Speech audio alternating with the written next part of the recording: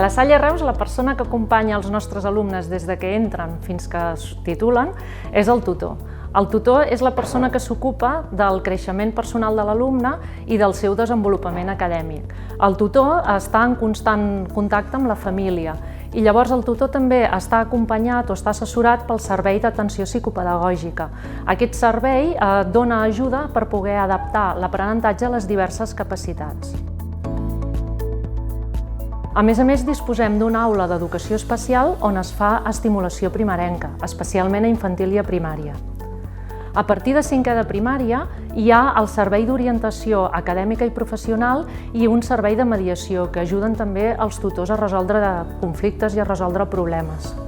A partir de secundària, a l'ESO i al batxillerat, a la tutoria grupal s'acompanya d'un espai de tutoria individual que és molt valorat pels nostres alumnes.